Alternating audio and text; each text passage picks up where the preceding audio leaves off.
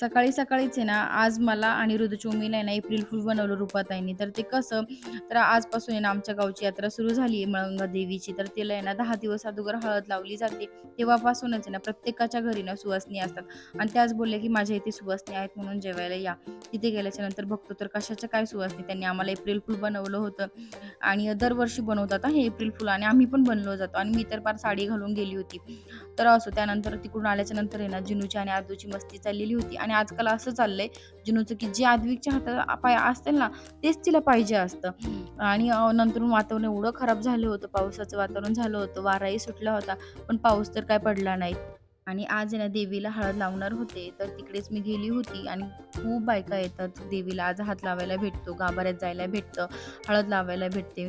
तर ही हळद नाचत आहे ना ह्या बारवपर्यंत आणतात आणि इकडे हळद लावली जाते. तर जर तुम्हाला माझी व्हिडिओ आवडत असेल ना, तर नक्की चॅनलला सबस्क्राईब करा.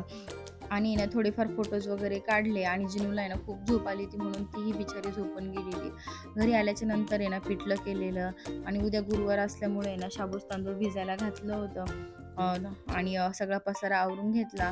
चला असा होता माझा आजचा दिवस. चला बाय, भेटू आपण उद्याच्या ब्लॉगमध्ये.